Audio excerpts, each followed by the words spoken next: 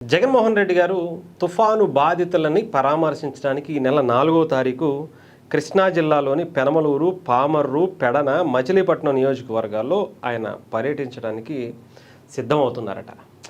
చాలామందికి డౌట్ రావచ్చు, అదేంటి తుఫాను వెళ్ళిపోయి దాదాపు వారం అయిపోయింది కదా, అసలు ఇప్పటి వరకు అక్కడ ఎటువంటి ప్రాణ నష్టం జరగలేదు కదా, అలాగే రైతులకి సంబంధించి ఇప్పటికే అక్కడ ఉన్నటువంటి ప్రభుత్వం ఎక్స్గ్రేషియా కూడా ప్రకటించింది, రైతులను ఆదుకోవాలని చెప్పి కేంద్రానికి కూడా నివేదిక పంపించింది. అలాగే ఎక్కడైతే కొంతమంది పునరావాస కేంద్రాల్లో ఉంటున్నటువంటి వ్యక్తులకి కొంత ఆస్తి నష్టం జరిగిందో వాళ్ళకి కూడా అనేక ఏర్పాట్లు, ప్రత్యామ్నాయ ఏర్పాట్లు చేయటం, అలాగే అక్కడ నివాస గృహాల్లో ఉన్నటువంటి వాళ్ళకు కూడా వెళ్ళేటప్పుడు 1000 నుంచి దాదాపు ఒక్కొక్క కుటుంబానికి 3000 రూపాయల వరకు కూడా ఇచ్చి పంపించినటువంటి పరిస్థితి.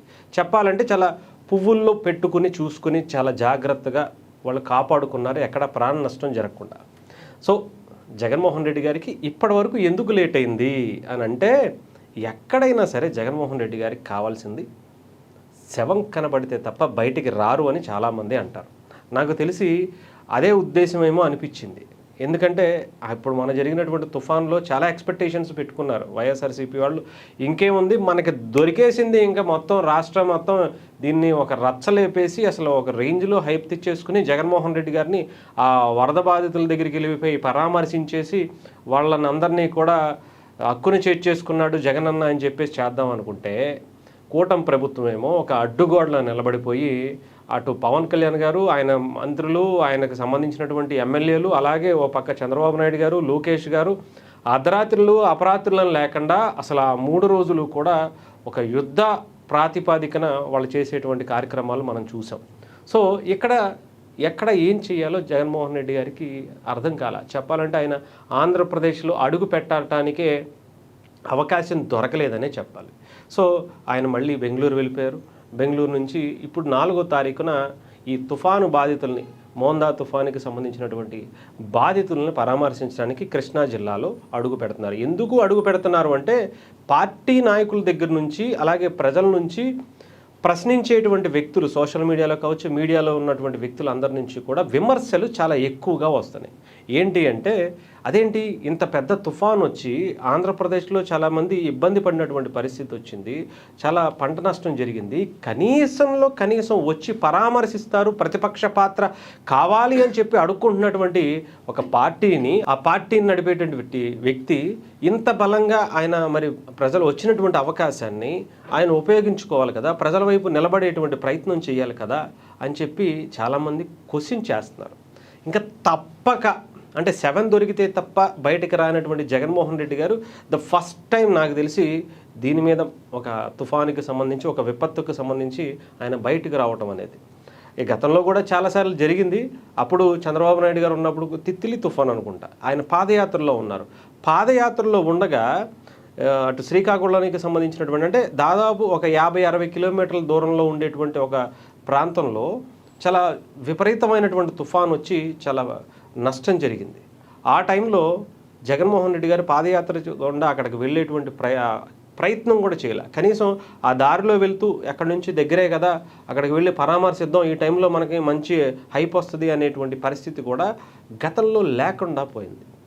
ఎస్పెషల్లీ అక్కడ ఉన్నటువంటి ఆ టైంలో మీరు కొన్ని వీడియోస్ పవన్ కళ్యాణ్ గారు చూస్తే ఆ ప్రాంతాల్లో పర్యటించి ఆయనకు ప్రతిపక్ష పాత్ర లేదు, ఆయన కనీసం ఎక్కడా కూడా గెలిచినటువంటి సందర్భం కూడా లేదు.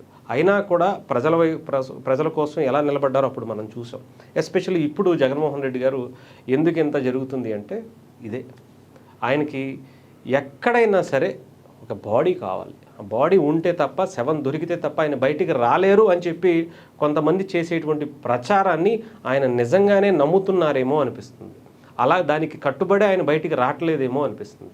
లేకపోతే ఇప్పుడు ఆంధ్రప్రదేశ్లో ప్రతిపక్ష పాత్ర కావాలి అంటే, ఆంధ్రప్రదేశ్లో ఎమ్మెల్యేగా పోటీ చేసి గెలిచినటువంటి వ్యక్తికి సరే ప్రతిపక్ష పాత్ర లేకుండానే, పవన్ కళ్యాణ్ అనే వ్యక్తి ఒక ఎమ్మెల్యే కూడా లేకుండానే అంతలా ఆంధ్రప్రదేశ్లో ఒక సుడిగాలి పర్యటనలు చేసి అసలు ఒక రకంగా చెప్పాలంటే ఒక యుద్ధ వాతావరణాన్ని క్రియేట్ చేశారు. అప్పట్లో ఉన్నటువంటి టీడీపీ ప్రభుత్వంలో కావచ్చు, ఆ తర్వాత జగన్మోహన్ రెడ్డి గారికి అయితే చుక్కలే చూపించారని చెప్పాలి. ఆయన ఎన్ని రకాలుగా పవన్ కళ్యాణ్ గారిని అడ్డుగోడలాగా అడ్డు కట్టేయాలి అని చెప్పి సూటిపోటి మాటలు, కుటుంబ సభ్యుల్ని తిట్టించడం, పర్సనల్గా ఆయన్ని అనేక దారుణంగా తిట్టించినటువంటి పరిస్థితి చేసినా కూడా పవన్ కళ్యాణ్ గారు ఎక్కడ ఆగల.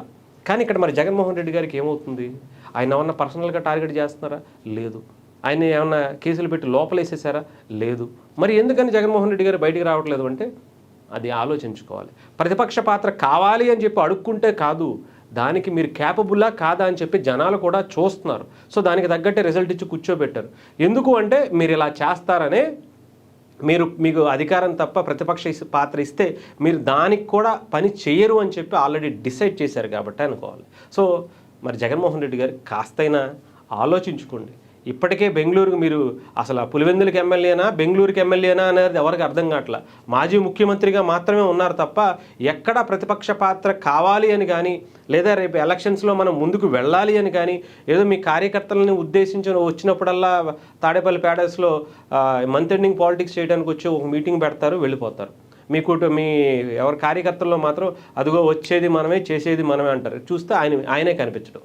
ఇక్కడ ఆంధ్రప్రదేశ్లో ఎక్కడ ఏ మూలా కనిపించడు. వెళ్ళిపోతే బెంగళూరే. మహా అయితే ఒక రోజు, నెలలో 2-3 రోజులు మహా అయితే ఆయన ఆంధ్రప్రదేశ్లో ఉండేది. చెప్పేది ఏంటంటే మన స్టేట్లోనే ఉండట్లేదు ఆయన. పులివెందుల ఎమ్మెల్యేగా కనీసం పులివెందులు వెళ్తున్నారా, పులివెందుల్లో ఉంటున్నారా, అక్కడ నియోజకవర్గ ప్రజలకు అందుబాటులో ఉంటున్నారంటే అది లేదు. మాట్లాడితే ఇంతకుముందు పవన్ కళ్యాణ్ గారిని, చంద్రబాబు నాయుడు గారిని హైదరాబాదు ఇతర రాష్ట్రాల్లో ఉండేవాళ్ళు అని చెప్పి ఎగతాళి చేసేవారు. మరి ఇప్పుడు మీరు చేస్తుంది ఏంటి? అయినా ఎందుకని ఉంటలా? మన అసలు తాడేపల్లి ప్యాలెస్ని అమాంతం అంత గోడలు కట్టుకున్నారు కదా, ప్రజల సొమ్ముతో ఐరన్ గ్రిల్స్ అసలు ఆకాన్ని అసలు మీ ఇల్లునే కనిపించకుండా చేసుకున్నారు కదా, ఇంకా భయం ఏంటి? ఇంకా అంత భయం ఎందుకు? అధికారంలో ఉన్నప్పుడు భయమే. అధికారంలో ఉన్నప్పుడు భయం అంటే కొన్ని ఏదో ఇబ్బంది పడతారు, సెక్యూరిటీ రీజన్స్ అని చెప్పి హైట్ కట్టుకున్నారు, అది కూడా గవర్నమెంట్ డబ్బులతోనే. మరి అవి ఎందుకు తీపించుకోలేదని చాలామంది క్వశ్చన్ చేశారు. అది పక్క వేరే విషయం అనుకోండి. ఇప్పుడైనా సరే చూసుకోండి. మరి ఇంకా మీకు ప్రతిపక్ష పాత్ర కావాలి అంటే ఎంతసేపు శవం దొరికితేనే బయటికి రావటం కాదు, ప్రజల కష్టాల్లోంచి ఒక నాయకుడు పుట్టాడు, నా కోసం ఒక నాయకుడు నిలబడుతున్నాడు అని చెప్పి ప్రజలకి ఒక ధైర్యాన్ని ఇచ్చే నాయకుడిగా మారేటువంటి ప్రయత్నం చేయండి. ఎంతసేపు బెంగళూరుకి ఎమ్మెల్యేగా ఉంటారా, లేదంటే అక్కడ ఏమన్నా రేపు పోటీ చేస్తారా, అలంకా ప్యాలెస్లోనే ఏమన్నా పోటీ చేయడానికి అక్కడ ఏమన్నా ప్రయత్నాలు చేస్తున్నారా ఏంటనేది మీరు చూసుకోండి. అంతే తప్ప ఆంధ్రప్రదేశ్కి వచ్చి అక్కడ ఉన్నటువంటి సమస్యల్ని చాలామంది ఎక్స్పెక్ట్ చేశారు. ఆ తుఫానుకి సంబంధించినటువంటి ప్రాంతాల్లో ఆ టైంలోనే మీరు పర్యటనకి వెళ్తారని చూస్తే పవన్ కళ్యాణ్ గారు, చంద్రబాబు నాయుడు గారు వెళ్ళి పర్యటనలు చేస్తున్నారు. కానీ సీఎంగా, డిప్యూటీ సీఎంగా మంత్రులు ఒక్కొక్క పక్క పరిగెట్టుకుంటూ వెళ్ళి వాళ్ళ కష్టాలు తెలుసుకునే ప్రయత్నం చేశారు. కానీ ప్రతిపక్ష నాయకుడు ఏడి? ప్రతిపక్ష పాత్ర కావాలి అని గగ్గోలు పెట్టేసి అసెంబ్లీలో మాట్లాడాలి అని చెప్పేసి మాకు అవకాశం ఇవ్వండి అని చెప్పి కోరేటువంటి మరి జగన్మోహన్ రెడ్డి గారు ఏరియని చాలామంది ఎక్స్పెక్ట్ చేశారు. సో మీకు ఇంకా మరి ఇక్కడే మీరు మాట్లాడలేదు, ఇక్కడే బయటకు వచ్చి ప్రజల సమస్యల్ని, కష్టాలను తెలుసుకోలేదు, ఇంకా అసెంబ్లీలో ఏం చేస్తారు? మీరు అసెంబ్లీలోకి వెళ్ళి ఏం ఉపయోగం అనేది కూడా జనాలు ఆలోచించుకుంటున్నారు. కనీసం రేపు ఎలక్షన్స్కి పులివెందుల్లో గెలిచేటువంటి ప్రయత్నం అయినా కొంచెం అయినా ఎఫర్ట్ పెట్టి చేస్తే బెటర్. లేదంటే అది కూడా పాయే.